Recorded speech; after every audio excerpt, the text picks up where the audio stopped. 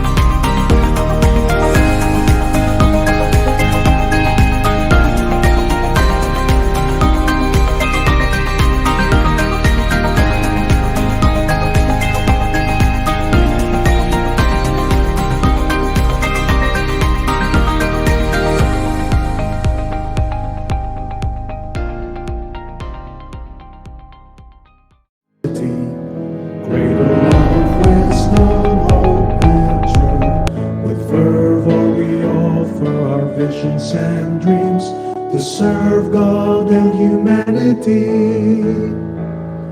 Within your portals in QSU, we sing with pride and burning passion to strive. Let your light shine upon our path, hold our minds and let us soar up high. Quirino State University, bearer of ideals, home of peace. With honor we pledge you our loyalty and uphold till eternity.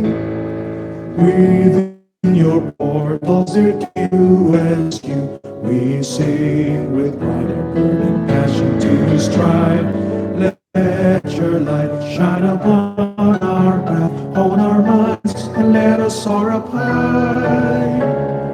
Quirino State University, cradle of wisdom, hope and truth. Above all we offer our visions and dreams to serve God and humanity. To serve God and humanity.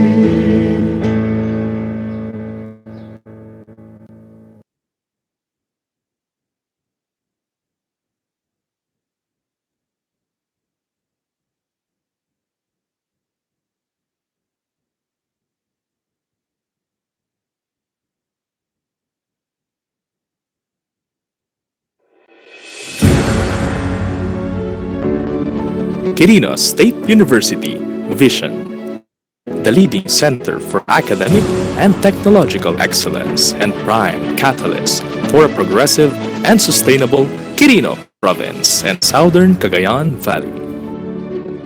Mission: develop competent and morally upright professionals and generate appropriate knowledge and technologies to meet the needs of Quirino Province and Southern Cagayan Valley.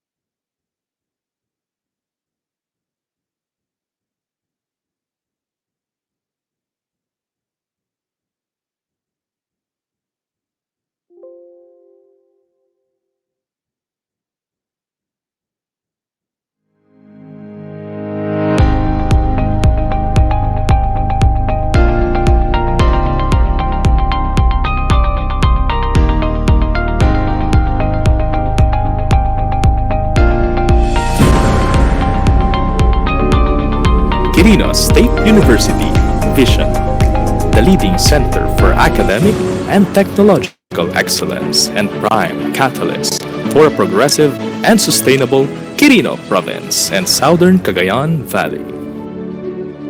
Mission: develop competent and morally upright professionals and generate appropriate knowledge and technologies to meet the needs of Quirino Province and Southern Cagayan Valley.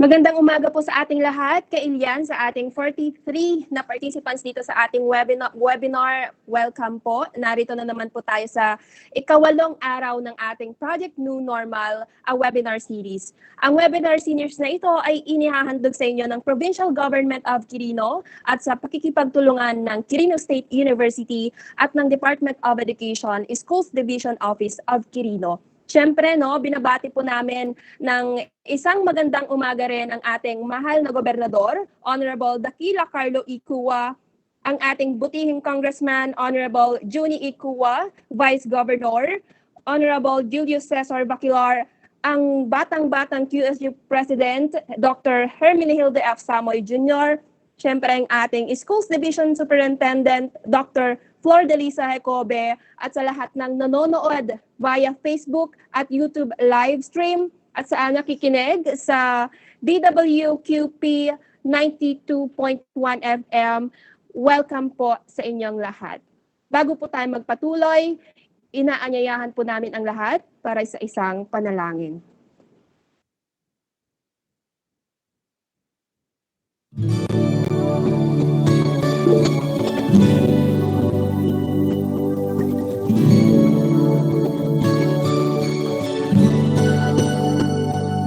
I'm so blessed, my Lord, I can see you in all the lovely things so fine and true. I see you in the beauty of the flowers and the rain. I see you between the lines of a sweet refrain. My Lord, I can see you even when I'm lonely and in pain. I see you in the beauty of the stars at night.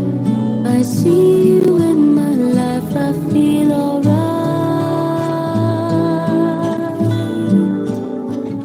I see you, Lord, in sorrow and in happiness. I see you in the glory of sweet success. I see you, Lord, every hour, every day. I can see you, Lord, whenever I pray.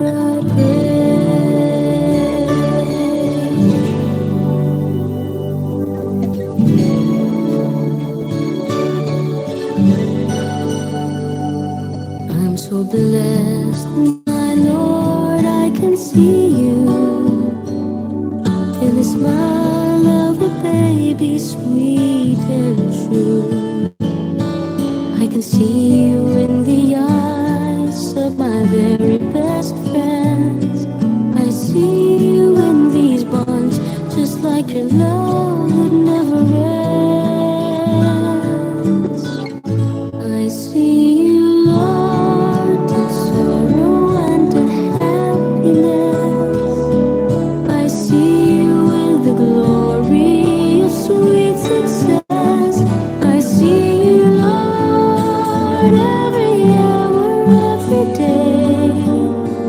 I can see you, Lord, whenever I pray. I see you, Lord, in sorrow and in happiness. I see you in the glory of sweet success. I see you, Lord, every hour, every day. I can see you, Lord, whenever I pray. I pray. I can see you, Lord, whenever I pray.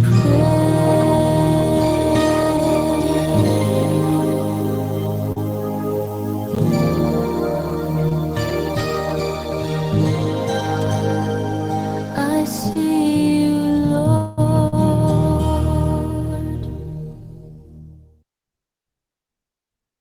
Sa lahat po ng sumusubaybay sa webinar series na ito, sa mga estudyante natin, at higit sa lahat sa mga magulang, kung kayo po ay may mga katanungan, maaari po ninyong i-post ang mga ito sa comment section or sa chat room dito sa webinar or sa comment section sa ating Facebook page, Quirino Province, live na live po tayo dyan, at maging sa Quirino State University page, paki-visit lang po ang mga pages na yan at mapapanood ninyo kami at makakasama ngayong araw na to. Sisiguraduhin natin na mabibigyang linaw ang lahat ng yan pagkatapos ng lecture ng ating tagapagsalita. Ako po si Aileen Joy Peralta, ang magiging moderator sa araw na ito, at inuulit lang po natin sa lahat ng participants natin dito sa webinar. Kung maaari po ay i-off natin ang ating mga mikropono, pakipatay din po natin ang ating mga camera dahil tanging ang mga speakers lang ang mag-on ng kani-kanilang speakers at camera. At syempre, humanap po tayo ng tahimik na lugar o di kaya gumamit ng headset or headphone para na marinig natin ng malinaw at makasunod tayo sa lecture ng ating tagapagsalita. Pinapaalala din po natin sa lahat ng ating participants na mangyaring i-click ang link na pinost ni Sir Julius Aaron Rueda para sa ating evaluation para sa araw na ito, para sa ikagaganda pa ng ating virtual seminar. Maraming salamat po. Habang hinihintay natin ang ating tagapagsalita ngayong araw na to, nais ko lang pasalamatan ng ating dalawang IT experts na nagtalakay or tumalakay ng kani-kanilang mga lectures kahapon. Si Sir Rodrigo Castillo sa kanyang topic na easing the research activities through computer applications and search engines. Kay Sir J. Francis Ira na nag-deliver ng kanyang topic na LMS, the new face of Philippine classroom. Thank you so much po dahil ang laking tulong po niyan sa ating mga guro, mga estudyante at sa ating mga magulang dahil sa kinakaharap nating pandemya, yung pong tinatawag nating new normal. Mga kailian, nais ko na pong ipakilala ang ating tagapagsalita para sa araw na ito na tatalakayin ang umpisa ng Module 5, Parent and Child Bonding, Building Culture of Partnership, Resourcefulness and Responsibility in the New Normal. Ang una po nating topic sa araw na ito ay Making Your Child a Winner in Nutrition, a Food Safety and Good Nutrition Guide for the Young. Without further ado, I'm glad to introduce to you a caliber faculty from Quirino State University, at the same time, a BSND Program Chair, Dr. Arlene J. Ira.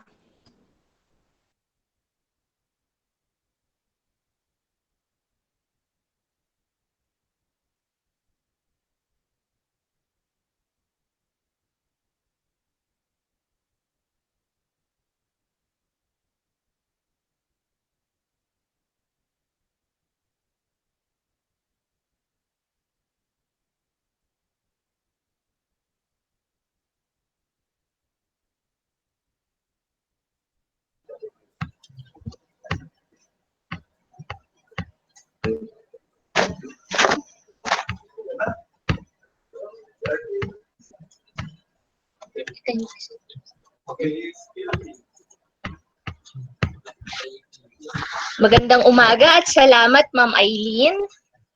Good morning po sa mga organizers ng ating webinar sa pamumuno ng ating Governor, Honorable Dakila Carlo Cua. Sa amin pong very energetic President, Dr. Hermenegildo Samoy Jr. and to the QSU family, good morning po. To our DepEd officials headed by Dr. Florderisa Hecobe, good morning din po. And to all the teachers headed by our schools division superintendent. And I would like to mention those mentors from Villa Pagaduan Elementary School and Aglipay High School. Good morning po. At sa lahat ng ating online viewers via Facebook and YouTube, sa ating mga tagapakinig sa radyo, at sa lahat ng mga kasama natin sa Google Meet, good morning po sa inyong lahat. At sana po ay nasa mabuti po kayong kalagayan. Ang paksa para sa ating talakayan ngayong araw na ito ay may pamagat na Making Your Child a Winner in Nutrition, a Food Safety and Good Nutrition Guide for the Young. Ang paksang ito ay bahagi ng module sa Parent and Child Bonding, Building a Culture of Partnership, Resourcefulness and Responsibility in the New Normal. Ang tamang nutrisyon ay mahalaga lalong-lalo na sa mga bata. Sa panahon ng pandemya, mahalagang magbigyan ang mga bata ng pagkaing ligtas at masustansya para sa kanilang para sila ay lumaking malusog at malakas. Ang nutrisyon para sa mga bata ay pundasyon para sa tamang pagkain na maaari nilang dalhin hanggang kanilang pagtanda.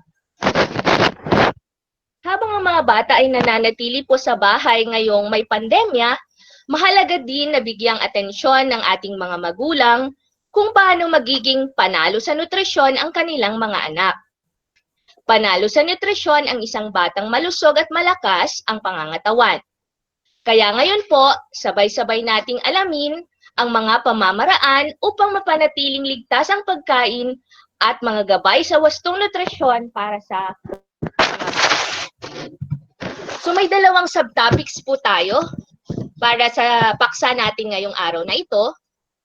Ang una po ay ang food safety for young children at ang pangalawa naman po ay good nutrition for young children. Kaligtasan ng ating pamilya ang pangunahing tinitignan at binibigyan natin ng pansin. Isang aspeto ng kaligtasan ay nagsisimula po sa malinis na pagkain na ating ihahain sa mesa. Ayon sa pagtaya ng World Health Organization, ang mga batang wala pang 5 taong gulang ay at risk sa diligtas na pagkain sa buong mundo. Ayon sa WHO, 30% sa pagkamatay na may relasyon sa pagkain ay nangyari sa mga batang wala pang 5 taong gulang. Sa buong mundo, tinataya na mayroong 600 million na kaso bawat taon nang nagkakasakit dahil sa diligtas na pagkain. At 420,000 naman bawat taon ang namamatay sa parehong kadahilanan. Sa panahon ngayon na kaliwat-kanan ng pagkakasakit, marapat lamang na maging maagap tayo sa lahat ng bagay na ating gagawin, lalong-lalo na sa mga pagkaing ating kinakain. Ang anumang pagpapabaya o sandaling pagkakalingat sa ating pagkain ay maaaring magresulta sa pagkakaroon ng sakit. Tandaan na ang pagpapanatiling ligtas sa mga pagkaing kinakain ang siyang pangunahing paraan ng pag-iwas sa pagkakasakit. Kailangan nating matiyak na walang halong anumang mikrobyo o dumi o yung mga tinatawag na contaminants ang pagkain sa ating mesa para tayo makaiwas sa anumang sakit na pwedeng idulot nito. Siguraduhin din na walang sakit ang taong nagsisilbi ng pagkain dahil pwede niyang mailipat ang kanyang sakit o virus sa pagkain na siya namang magbibigay ng sakit sa makakakain nito. Ang pagkain ay maaaring magdala rin ng impeksyon na sanhi ng parasito. Halimbawa ng parasito ay ang pangkaraniwang mga bulate na maaaring makuha sa pagkain ng mga hilaw na gulay tulad ng sa salad na nakatanim sa lupa na ang pataba ay dumi ng tao o hayop. Ang mga pagkain ay maaaring may sangkap na nakalalason tulad ng mga metal na mercury at lead, mga mycotoxin at pamatay insekto, gayon din ng mga additive o panimpla tulad ng nitrite at ilang mga pangkulay o food color sa pagkain. Mahalaga na matiyak na malinis ang ating pagkain dahil pwede itong pagmulan ng iba't ibang uri ng sakit. Kaya naman, narito ang 4 na hakbang na dapat isaalang-alang ng lahat sa preparasyon at pag-iimbak ng pagkain upang mapanatili itong ligtas na makain. Ayon sa DOH, Center of Disease Control, may 4 na hakbang o pamamaraan para mapanatiling ligtas ang pagkain. Una, panatilihin ang kalinisan. Pangalawa, paghiwa-hiwalayin ang mga hilaw at lutong pagkain. Pangatlo, tiyaking naluto ng husto ang mga pagkain.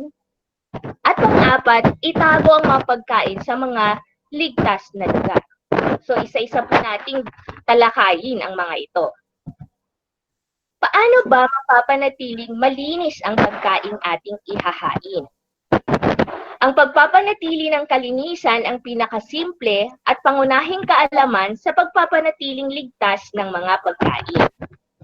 Mula sa pagsisigurong malinis ang mga kamay bago humawak ng pagkain, hanggang sa pagtiyak na malinis ang mga kasangkapan na gagamitin sa preparasyon ng pagkain ay hindi dapat makaligtaan. Dapat ding isaalang-alang ang kalinisan ng lugar kung saan isinasagawa ang preparasyon. Karaniwan na sa ating mga kusina. Ugaliing hugasan ang gulay at prutas ng malinis na tubig. Tandaan po, ang simpleng pagpunas sa mga prutas at gulay ay hindi sapat upang matanggal at mamatay ang nakakabit na dumi at mikrobyo. Bawal po muna ngayon ang punas-punas. Ugaliin din na hugasan muna ang mga dilata bago ito buksan. Tiyakin din na ligtas ang gagamiting tubig at mga sangkap na gagamitin sa pagluluto. Huwag hahayaang makontamina ng mga mikrobyo ang tubig at tiyakin naman na sariwa at nasa maayos pang kondisyon ang mga sangkap na gagamitin sa pagluluto. Huwag basta-basta sasalok ng tubig sa palon o sa ilog o sa mga lugar na may napapabalitang kaso ng mga sakit. Ang mga gulay at prutas naman ay siguradihing sariwa, hindi ginagamitan ng nakalalasong kemikal na pampatay ng peste, at ang mga karne ay tiyaking hindi botsa o double dead meat. Pangalawa, paghiwa-hiwalayin ang mga hilaw at lutong pagkain. Simple lang din at madaling intindihin ang pagpapanatiling nakahiwalay ng mga pagkaing luto na at ang mga pagkain na hilaw pa. Sa paraang ito, maiiwasan din ang kontaminasyon mula sa mga hilaw na pagkain papunta sa mga lutong pagkain na ating kakainin. Alalahanin na ang mga hilaw na pagkain ay posibleng mayroon pa ring mga mikrobyo na maaaring makasama sa ating kalusugan. So, natapos po tayo sa dalawang pamamaraan sa pagpapanatiling ligtas ng pagkain. So, punta naman po tayo sa pangatlo. Tiyaking naluto ng husto ang mga pagkain. Ang mga hilaw na pagkain ay mayroong mga mikrobyo na hindi basta-basta maalis at tanging ang pagluto ng husto sa pagkain ang makakaalis sa mga mikrobyong ito. Ito ay lalong-lalo na sa mga karne na maaaring nakasiksik sa loob ang mga mikrobyo. Para naman sa mga pagkain na hindi na nangangailangan ng pagluto, tiyakin lamang ang mga ito ay nahugasan ng husto. Pang-apat, itago ang mga pagkain sa mga ligtas na lugar. Ang wastong pag-iimbak ng mga pagkain ay isa rin sa mga pangunahing dapat isinasaalang-alang sa pagpapanatiling ligtas ng mga pagkain. Alalahanin na ang mga mikrobyo ay mabilis na dumadami sa mga lugar na mamasa-masa at mainit. Kung kaya, dapat ay panatilihing malinis, tuyo at may mababang temperatura ang imbakan ng pagkain. Sa ganitong paraan, maiiwasan ang mabilis na pagkasira at pagdami ng mga mikrobyo sa pagkain na siyang banta sa ating kalusugan. Refrigerator ang mainam na imbakan ng pagkain.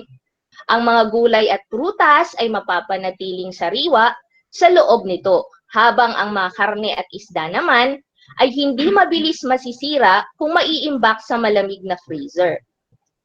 Ang mga natirang lutong pagkain o leftovers naman ay itago rin sa refrigerator, ngunit nakahiwalay dapat sa mga hilaw na pagkain.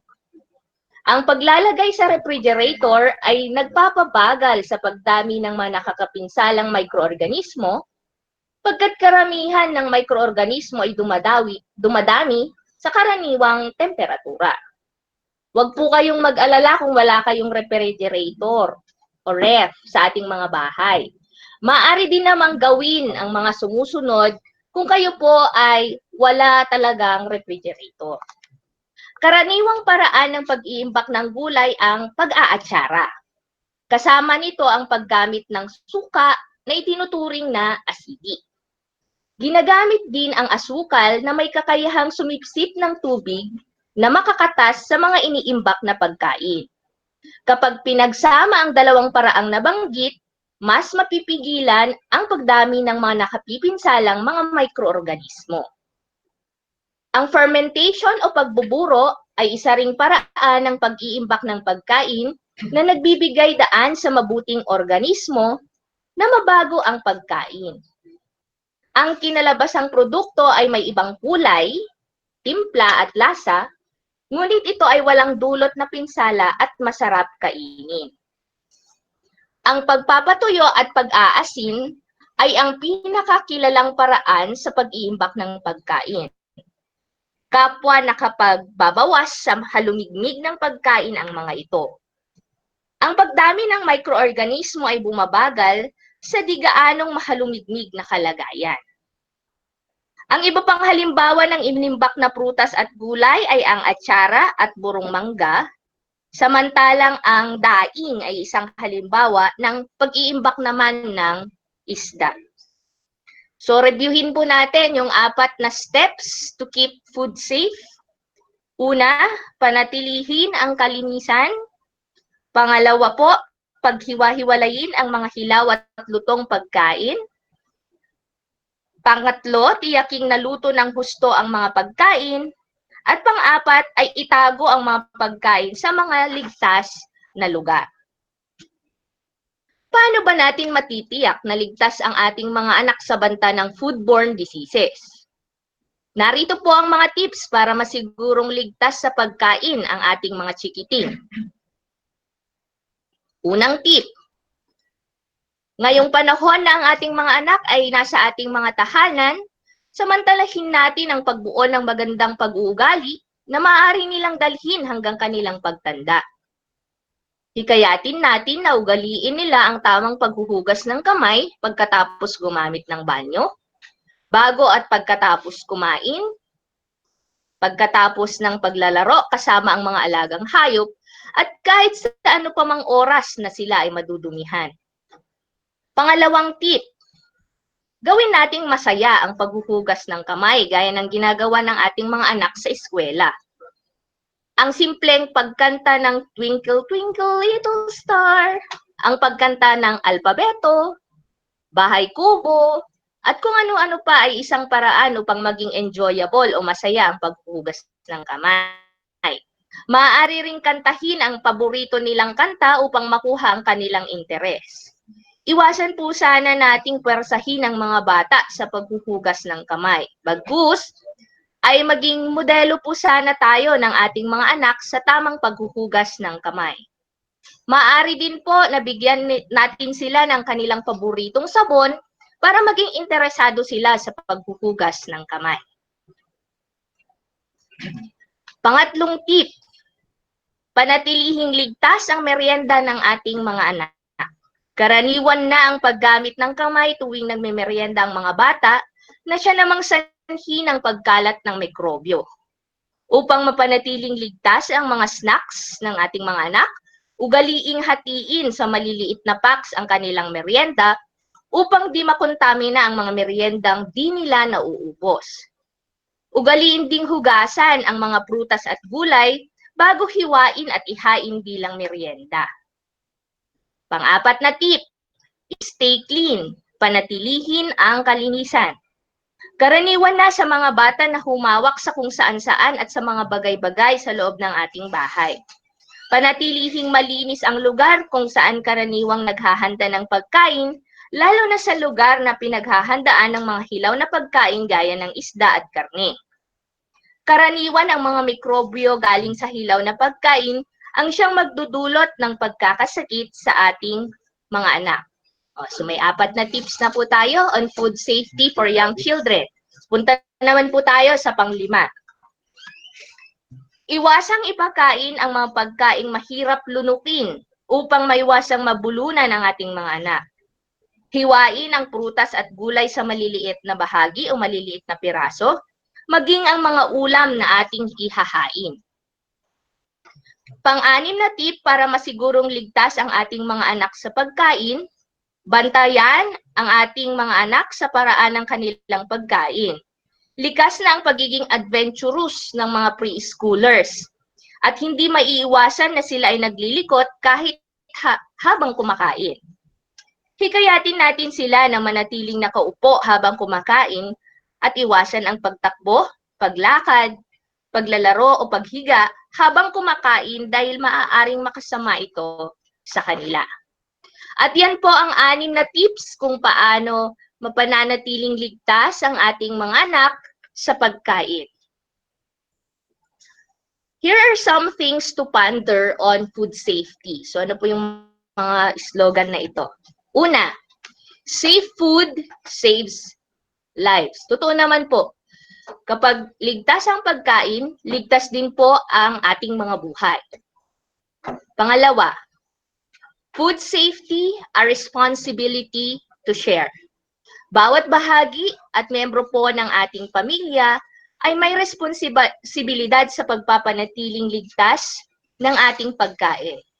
Si tatay, si nanay, si ate at si kuya, maging ang mga bunso sa ating pamilya ay bahagi sa responsibilidad na ito. Give your children clean food and get serious on food safety. Sana'y wag po nating ipagwalang bahala ang kaligtasan ng pagkain sa ating mga tahanan. If you can't eat it, leave it. Iwasan po natin ang tinatawag na recycling sa pagkain. Huwag po tayong manghinayang at iwasan ang mag-recycle ng mga pagkaing panis. Iwasan po ang paulit-ulit na pagpapainit ng mga leftovers dahil ang mga ito ay maaaring kontaminado na. Ulit. When out, throw it out. Galing magbasa at i-check ang food labels at expiration date ng mga pagkaing ating binibili at inihahain. Kapag po ang pagkain ay lampas na sa expiration date o hindi nyo na pumabasa ang expiration date ng mga pagkain, itapon na po ito agad. Iwasan pong magtiwala lamang sa nakikita ng ating mga mata at sa talas ng pang-amoy ng ating mga ilong. Mainam pa rin ang magsiguro dahil ang mga mikrobyo ay sadyang maliliit at hindi po natin natitiyak ang kaligtasan ng pagkain gamit lamang ang ating mga mata at ilong. Kaya po, kung may kahit konting pagdududa, wag na pong ikonsumo ang mga pagkain ito. At yan po nagtatapos ang paksa tungkol sa food safety. Kung kayo po ay may katanungan, mag-comment lang po sa ating mga comment boxes. Ang susunod na paksa na aking tatalakayin, bilang bahagi pa rin ng ating topic na Making Your Child a Winner in Nutrition, ay ang tungkol sa mga gabay sa wastong nutrisyon para sa mga bata. Ang maayos na kalusugan ng tao ay nababatay sa wastong pagkain o nutrisyon. Ang wastong nutrisyon ay ang pagkain ng tamang uri ng mga pagkain at sapat na dami na kailangan ng katawan. Nangangailangan ng katawan ng balanseng pagkain upang manatiling malusog. Ang sustansyang kailangan ng katawan ay makukuha sa pagkain. Lahat ng tao ay nangangailangan ng pare-parehong sustansya, ngunit sa magkaibang dami ayon sa edad, laki ng pangangatawan at aktibidad. Ang tamang pagkain ay tumutulong sa pagkakaroon ng mabuti at malusog na kaisipan ng mga bata, lalo na sa unang 4 na taon. Nagpapabilis din ng paglaki at paglusog ng katawan, kabilang ang pagbubuo ng ngipin at buto. Ang tamang pagkain din ay tumutulong sa paglaban sa infeksyon at sakit, lalo na ngayong may COVID-19. At ang tamang nutrisyon din po ay nagpapadali ng paggaling ng may sakit at nagpapaibayo ng kakayahang gumawa ng iba't ibang aktibidad. Bigyan lang naman po natin ng pansin ang tungkol sa malnutrisyon. Ayon sa WHO, UNICEF, ang malnutrisyon ay bunga ng hindi pagtamo ng katawan ng wastong uri o dami ng sustansyang kailangan. Madaling maging biktima ng malnutrisyon ang taong lubhang kaunti kung kumain, gayon din ang sobra kung kumain kahit tama ang pagkain kinakain nila. Ang malnutrisyon ay sanhi ng kakulangan ng sustansyang sangkap na pumapasok sa mga selula ng katawan. At ito ay karaniwan ng bunga ng kombinasyon ng 3 salik. Una, hindi sapat na pagkain ng karbohiya, protina, taba, calorie, bitamina at mineral. Pangalawa, kakulangan sa pag-aalaga. At ang pangatlo ay ang malimit na pagkakaroon ng impeksyon. Ang mga sakit na gaya ng pagtatae, tigdas, malaria, at mga sakit sa palahingahan o respiratory diseases ay maaaring lubhang magpahina sa katawan at maging dahilan ng pagkawala ng mga sustansyang sangkap. Ang mga taong may ganitong mga sakit ay nawawalan ng gana at hindi nagkakakain at sa gayoy dumaranas ng malnutrisyon. Sa kabilang panig, ang isang batang kulang sa nutrisyon ay higit na madaling kapitan ng impeksyon. At ito ang iniiwasan natin ngayong panahon na may pandemya ng COVID-19. Bakit mas nanganganib ang mga bata na dumanas ng malnutrisyon? Sila ay nasa yugto ng mabilis na paglaki, ano pat kinakailangan nila ang higit na calorie at protina. Sa katulad ng mga kadahilanan, madaling maapektuhan ng malnutrisyon ang nagdadalang tao at nagpapasusong mga ina. Karaniwan na, nagsisimula ang malnutrisyon ng isang sanggol bago pa man ito ipanganak. Kung ang ina ay kulang sa nutrisyon o kapos sa masustansyang pagkain, bago at sa panahon ng pagdadalang tao, magiging magaan ang timbang ng isang sanggol. Pagkatapos, ang maagang pag-awat, diwastong mga kaugalian sa pagpapakain, at kawalan ng kalinisan ay maaaring magdulot ng malnutrisyon. Ang kakulangan sa mahalagang sustansyang sangkap ay makahahadlang sa wastong paglaki at pagsulong ng mga bata. Nagiging iyakin at sakitin ito habang lumalala ang kalagayan. Lalong nagiging kapansin-pansin sa bata ang pagbaba ng timbang, pangangalumata at paglubog ng bumbunan, malambot na bahagi, ito po yung malumbot na bahagi sa ibabaw ng ulo ng sanggol, panunuyo sa balat at mga himaymay, at paghina ng kakayahang mapanatili ang temperatura ng katawan. Ang kakulangan sa nutrisyon ay maaari ring mahalata sa iba pang paraan. Makahahadlang din ito sa paglaki ng mga bata. Halimbawa, ang kakulangan sa mineral, pangunahin na ang iron, iodine at zinc, at ang mga bitamina, partikular na ang bitamina A or vitamin A, ay maaaring magbunga ng gayong epekto. Binanggit ng United Nations Children's Fund or UNICEF na ang kakulangan sa bitamina A ay nakaapekto sa halos 100 milyong maliliit na bata sa daigdig at nagiging sanhi ng pagkabulag. Pinahihina rin nito ang sistema ng imunidad, ano pat pinapababa ang resistensya ng mga bata sa mga impeksyon, na iniiwasan nga po natin lalo na ngayong may banta ng pandemic. Sinisira ng malnutrisyon ang katawan, partikular na ang katawan ng isang bata.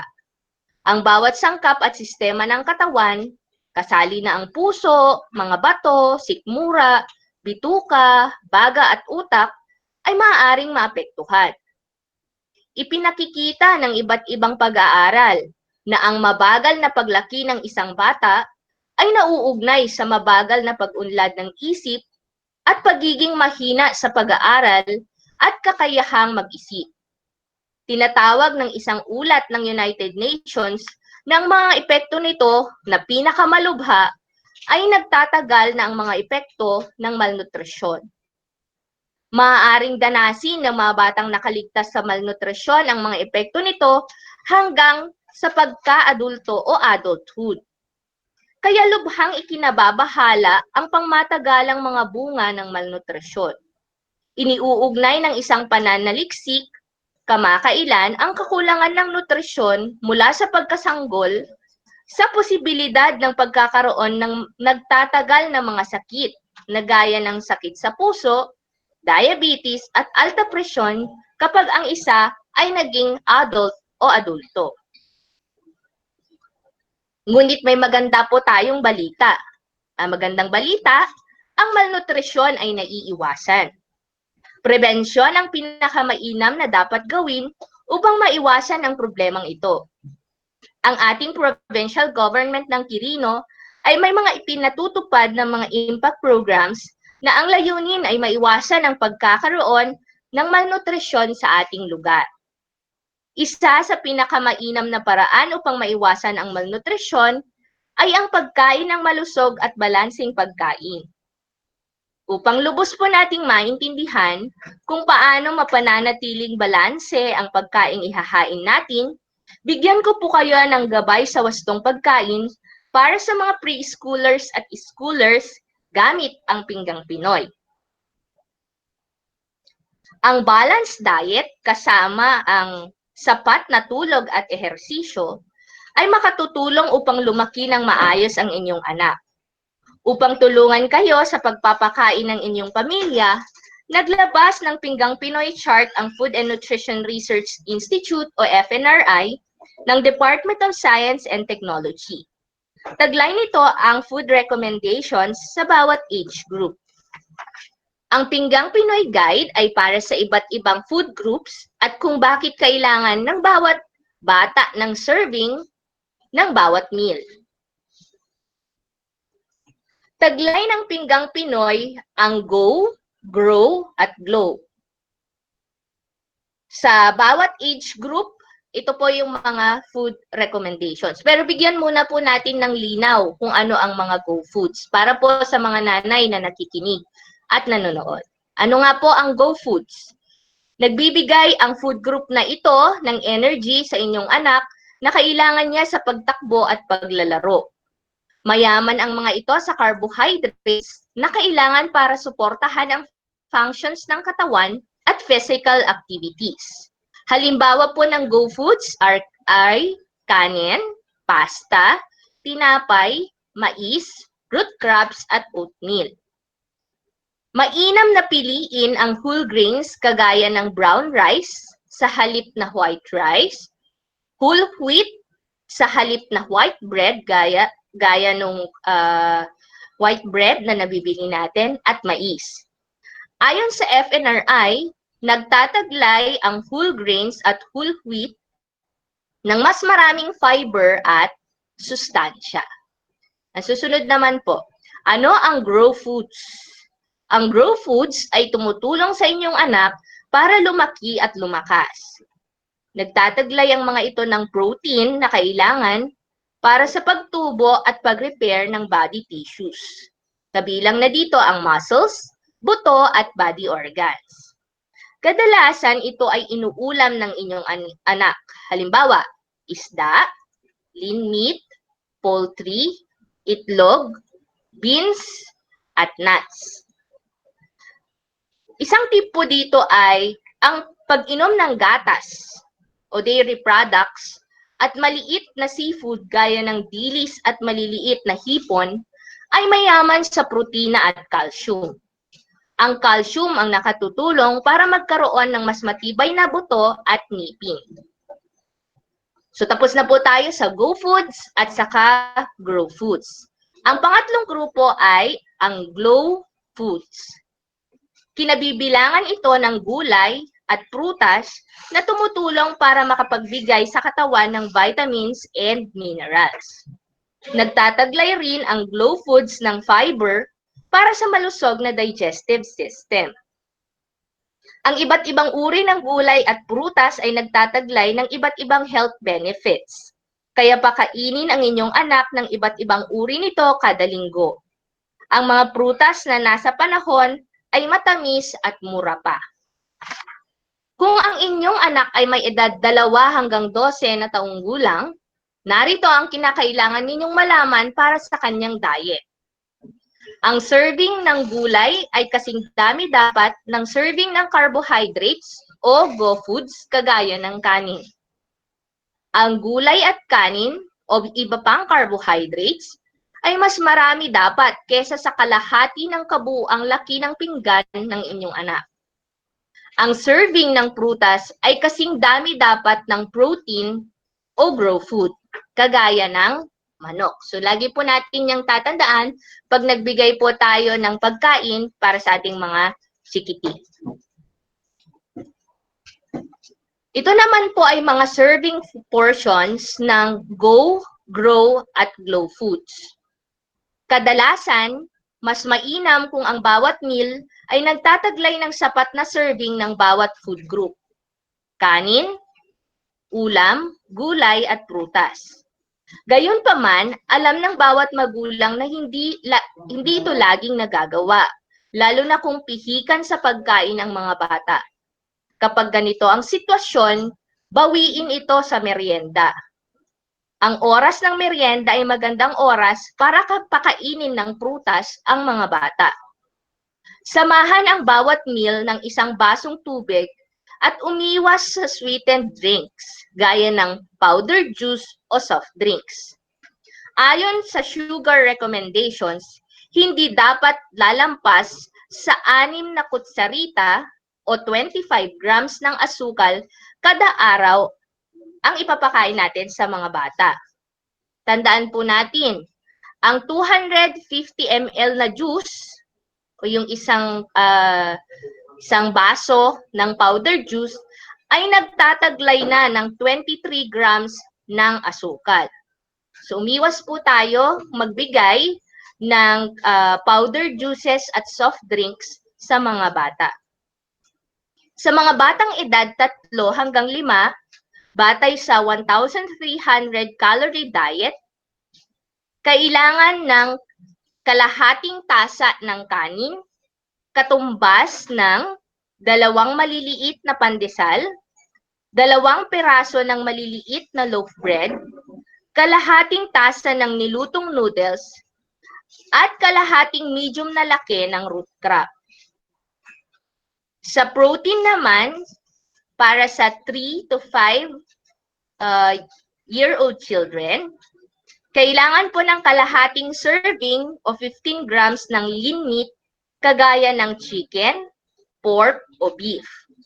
Katumbas ito ng kalahating slice ng malaking isda gaya ng bangus, kalahating piraso ng small size, medium na uri ng isda gaya ng galunggong, kalahating piraso ng maliit na chicken egg, at kalahating piraso ng tokwa.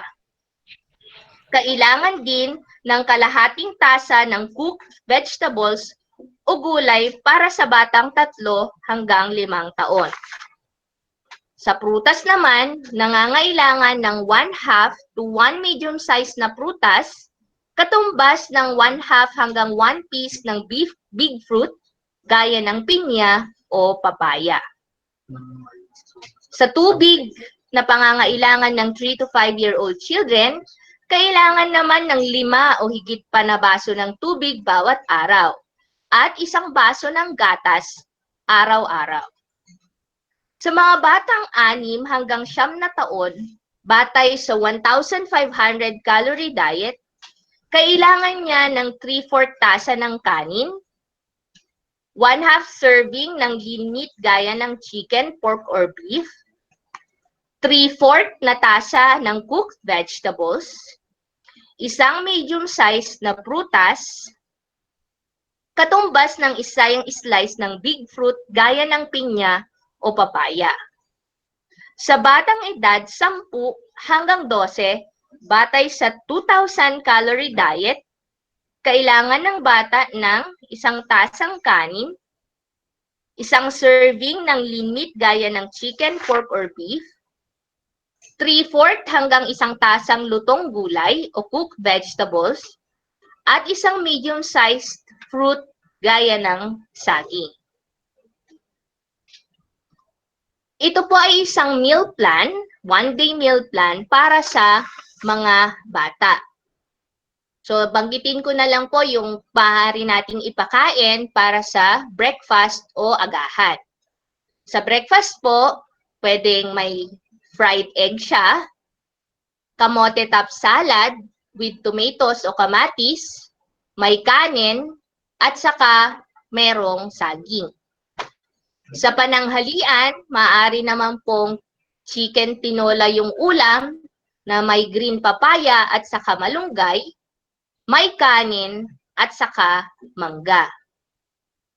Sa dinner naman po, at least merong fried galunggong, may pinakbet, may kanin, at saka may prutas pa rin gaya ng watermelon. Ang healthy snacks naman po, halimbawa, sa AM snack, suman, at sa PM snack ay boiled kamote.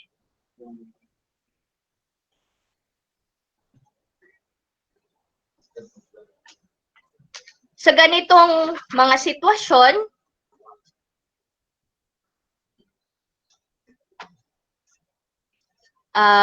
example po, madalas ba ninyong marinig sa inyong maliliit na anak na ayaw kong kumain o hindi ko gusto ang pagkain? At mula naman sa mga magulang, itong madalas marinig o sabihin, ano ba ang dapat kong gawin para kumain ng tama ang aking anak, lalong-lalo na sa prutas at gulay? Bilang magulang, dapat alamin natin ang dahilan kung bakit mahirap silang pilitin kumain ng bagong pagkain o subukan ang bagong pagkain. Mahalaga na maintindihan ng mga magulang na ang panlasa ng mga bata ay kaiba sa matatanda. Ang bata o toddlers ay sensitibo sa kulay, lasa, texture, init ng pagkain, sukat ng pagkain o serving size, at paniniwala o attitude sa pagkain ating inihahain. Ang pag-uugali sa pagkain o ang tinatawag na food habits ay nahuhubog habang bata pa sila. Ang mga bata ay dapat matutong kumain ng iba't ibang uri ng pagkain habang bata pa sila. Ang mga magulang naman ay dapat maging magandang halimbawa sa pagtuturo ng pagkain ng iba't ibang uri ng pagkain. Alam natin na ginagaya ng mga bata ang nakatatanda. Kasabihan nga na kung ano ang nakikita sa matatanda ay ginagaya ng mga bata. Tipikal sa batang mahirap pakainin o mapili sa pagkain, ang may kakaibang pag-uugali sa pagkain. Mapapansin na minsan, ang bata ay madaling pakainin at kaagad-agad ay mauubos ang pagkain na walang kahirap-hirap sa pagpapakain, at kung minsan naman ay di gusto ang pagkain o talagang ayaw kumain. Sa ganitong sitwasyon, anong mga dapat gawin ng mga magulang o tagapag-alaga upang maengganyo ang mga bata na kumain ng tama?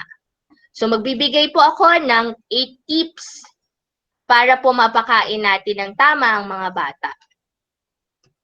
Una po, have a regular meal with a variety of foods. Ihanda ang mga pagkain na nakasaad sa Nutritional Guide Pyramid o Pinggang Pinoy upang masanay ang mga bata sa iba't ibang uri ng pagkain. Ang pagkain ng regular o tama ay makatutulong upang mahubog ang maayos na gana ng bata sa pagkain, at sa ganoon ay maiiwasan ang meal skipping o pagpapaliban sa pagkain. Pangalawa po, eat lots of fruits and vegetables. Ihanda o ihain ang mga gulay kung kailan ang bata ay gutom na gutom. Mas mainam din na magbigay ng prutas tuwing merienda. Pangatlo po, give child-size servings. Kung ayaw kumain ng bata ng isang uri ng pagkain, ihanda ito ng maayos sa pamamagitan ng paghiwa ng maliliit at ibang-ibang hugis para maengganyo ang mga batang kumain. Pang-apat na tip, sanayin ang batang uminom ng maraming tubig. Mahalaga ang pag-inom ng tubig upang mapanatiling malusog din ang mga vital organs sa katawan ng bata. Panglima, limit unhealthy foods. Iwasan ang sobrang matatamis at sobrang matatabang pagkain. Iwasan din na ang maalat at maasukal na pagkain. Mas mainam pa rin ang pagbibigay ng prutas. Siguraduhin na walang snacks kung malapit ng kumain ng tanghalian at ng hapunan.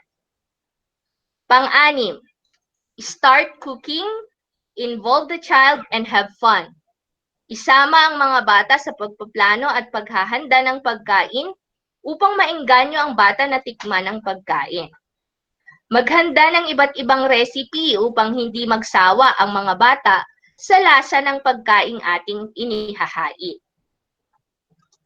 Pang-pito po, provide an enjoyable atmosphere. Gawing komportable at ligtas ang mga pagkain ng mga bata. Maglaan din ng tamang oras sa pagkain. Dapat naintindihan ng mga bata na kailangang regular ang pagkain sa oras na itatakda. Tuwing kakain ang mga bata, siguraduhin kaaya-aya ito, relax at hindi nagmamadali. Gawing kaaya-aya ang kapaligiran. Ito ay makatutulong sa maayos na pagtunaw ng pagkain. Iwasang gawin ang oras ng pagkain bilang panahon ng pagdidisiplina sa mga bata upang patuloy ang batang maengganyo sa pagkain. Pangwalo at panghuling tip para pakainin ang isang preschool at school child, always encourage.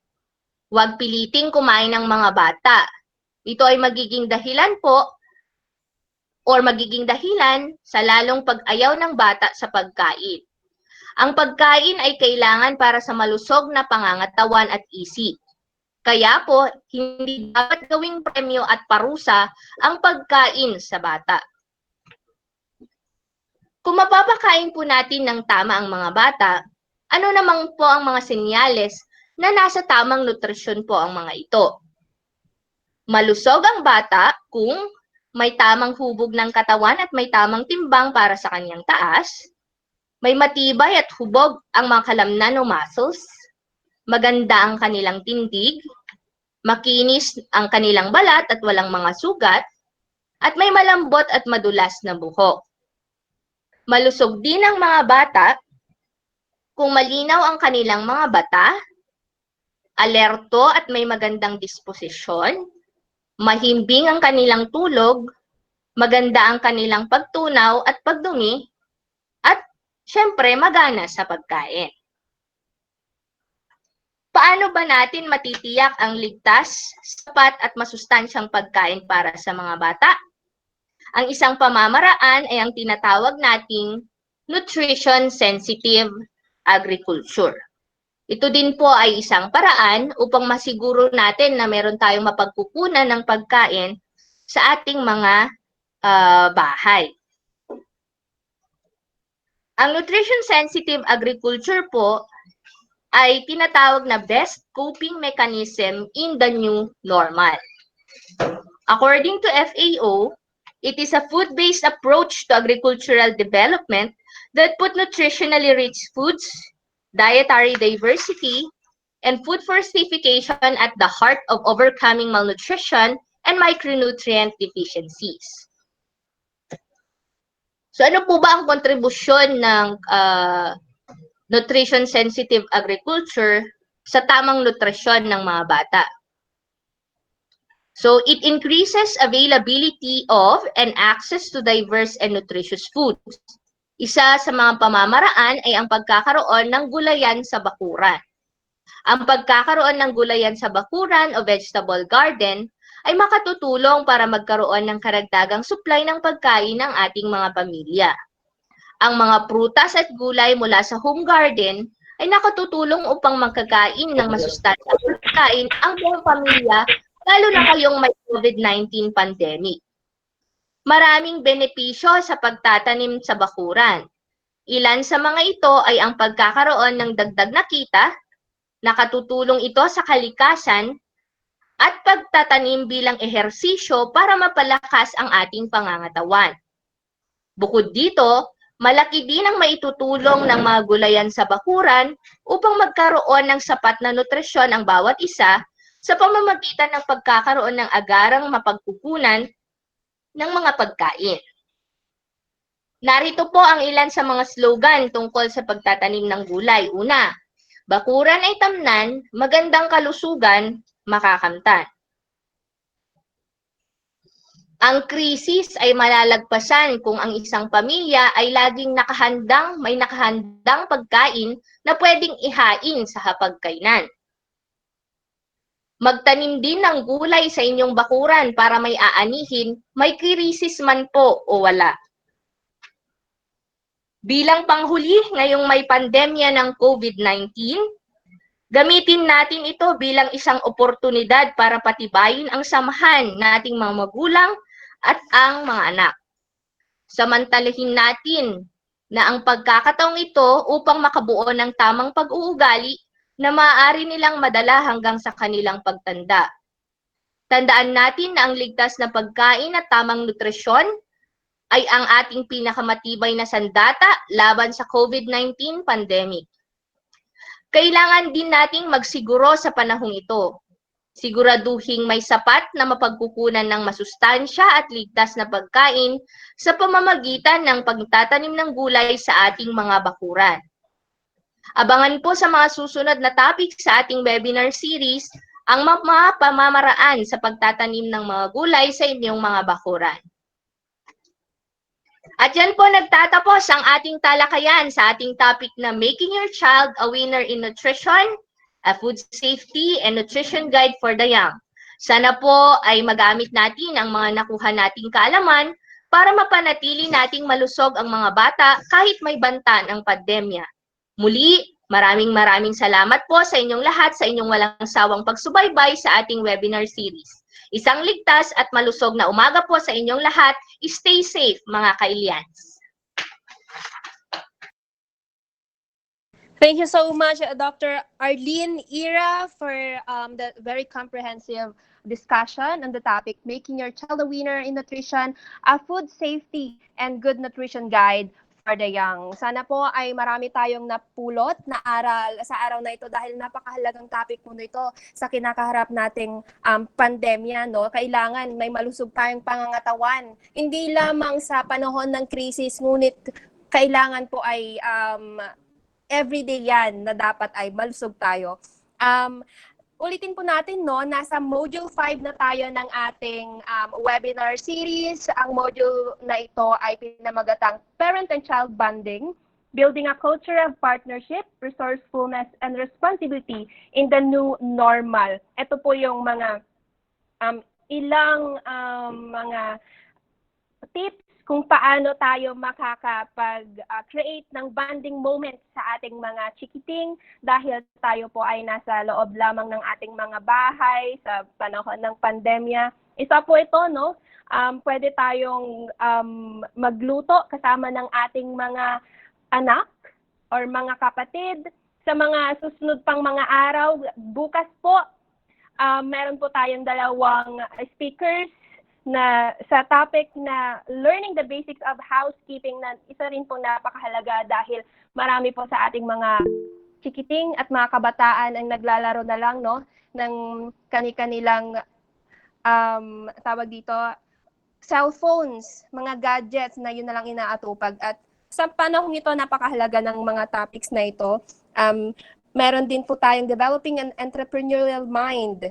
Ayan. Establishing a backyard garden, sustaining a vegetable in Pinoy's plate. When boredom strikes, let's do a profitable home product business. Yan, level up na po kung marunong tayong magluto, natuto na tayo kung paano mag-prepare ng ating mga pagkain. Pwede din po natin itong pagkakitaan. Gayon din po ang ating mga tanim. Madami akong nakikita, no, sa Facebook. Madami na pong nag-online business ng kanilang mga tanim. Very good po yan. Anong tawag dito? Recycling and composting, household waste no more. Ayan. Home quarantined with Bantay, a guide to responsible pet ownership. And natapos na din tayo safety guidelines in the new normal. Yan po ang kabuuan ng ating Module 5. Sa lahat po ng kailian natin na merong mga katanungan, pwede po ninyong i-post ang mga yan dito sa ating chat room. At pwede din po ninyong i-post ang mga yan dito sa ating Facebook page dahil live na live po tayo sa Quirino Province page at sisiguruduhin natin mabibigyan kasagutan yan ng ating napakagaling na speaker sa araw na ito. As of this moment, parang wala akong nakikitang mga katanungan, Ma'am Arlene, pero binabati natin, no, lahat ng nakikinig at mga opisyal dyan sa Department of Education Schools Division of Quirino sa pangunguna po ng ating Superintendent, Division Superintendent Dr. Flor de Liza Ecobe. Good morning po sa lahat ng guro sa Department of Education. Good morning po sa ating lahat. Siyempre sa ating mahal na presidente ng ating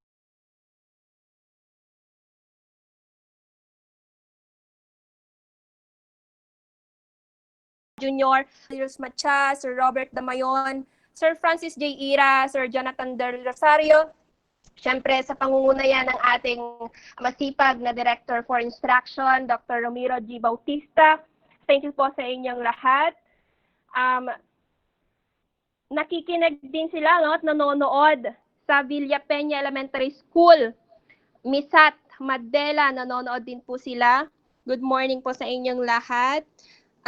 Yan, sa Banawag Integrated School, naka-tune in din po sila. Dito sa ating chat room, sobrang positibo, no, Ma'am Arlene, ng ating mga feedback.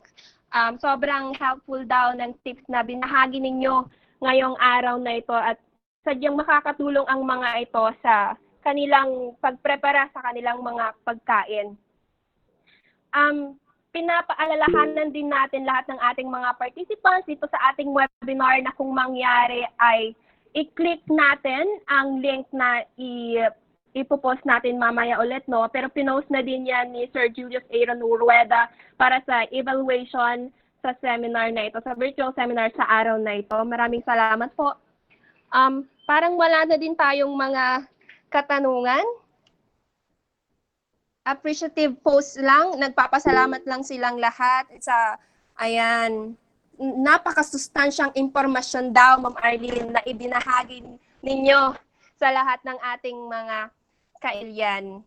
Ayan. Sabi ni Ma'am Joanne Pangilinan, thank you so much, Ma'am Arlene, for sharing to us your expertise. Indeed, your inputs are very timely and valuable for our current situation. We have learned a lot po.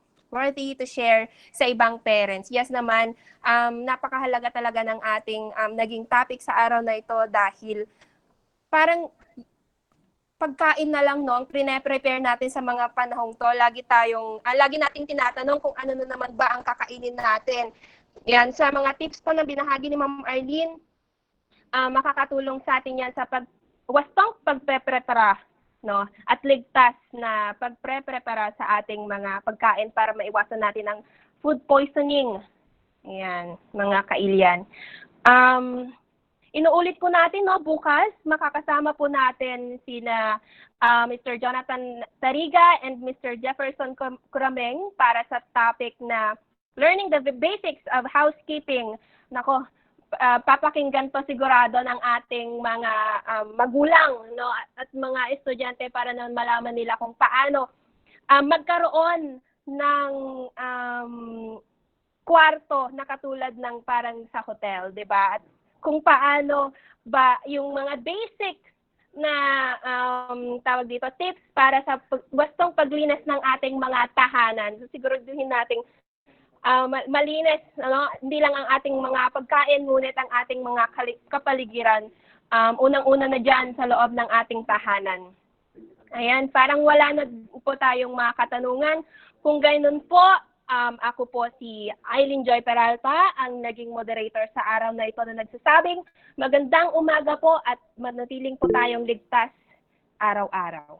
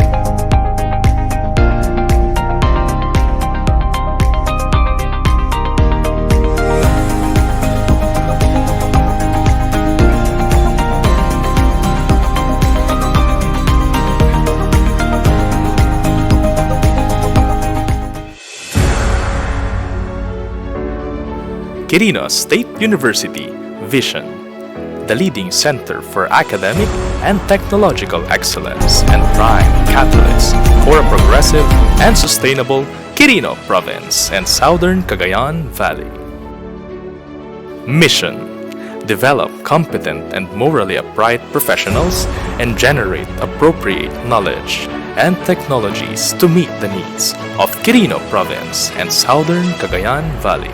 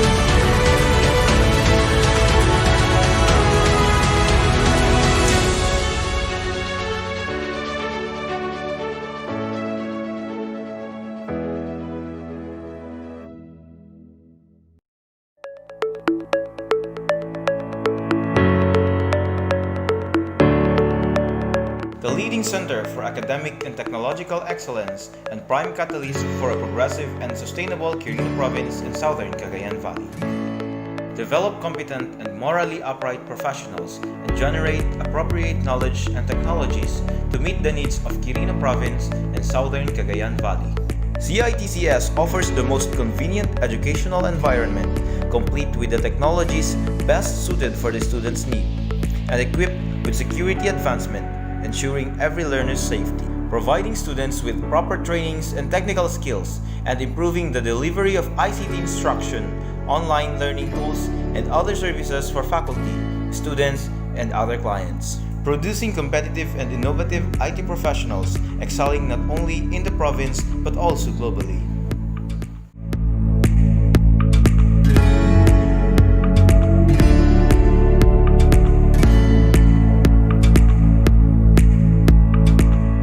Equip students with professional skills and competencies in business management and office processes.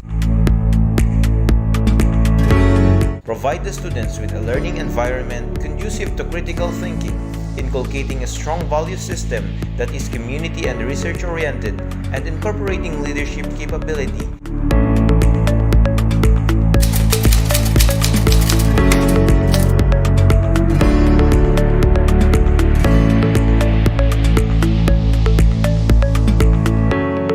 Programs offered: Bachelor of Science in Information Technology and Bachelor of Science in Office Administration.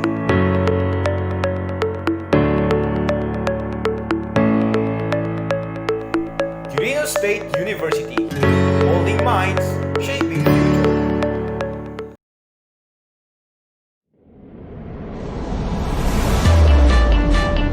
Do you want to be a competent teacher someday? Quirino State University, the answer to your ambition in life.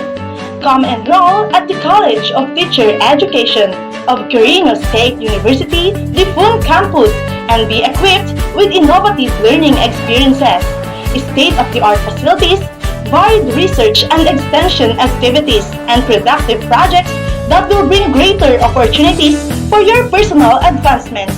The programs under the College of Teacher Education have been granted by the AACUP with Level 3 Phase 1 accreditation. These programs are the following: Bachelor of Elementary Education, Bachelor of Early Childhood Education, Bachelor of Technology and Livelihood Education, and Bachelor in Secondary Education with majors of English, Filipino, Mathematics, and Science. The College of Teacher Education has a strong profile of faculty that caters to the instructional needs of its active and competitive students. Hence, the college maintains supremacy in academic and non-academic competitions in and outside the university. It continuously produces globally competitive and versatile graduates who are serving in and outside the country. The school environment of the college is conducive for the teaching and learning processes. Due to this, the teachers and students are all geared for the promotion of quality education. So, come and be a part of the premier college of Quirino State University, the College of Teacher Education, the college that is promoting pedagogical excellence. College of Teacher Education, the door to the realization of your dream.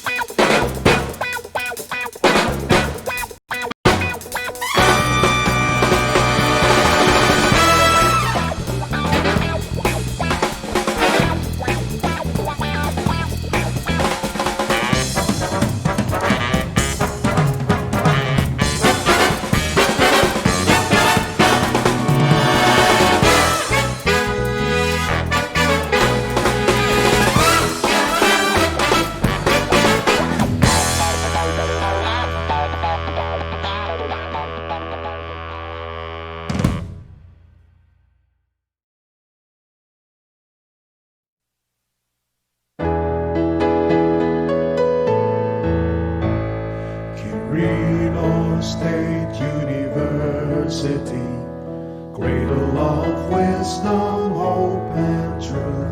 With fervor we offer our visions and dreams to serve God and humanity.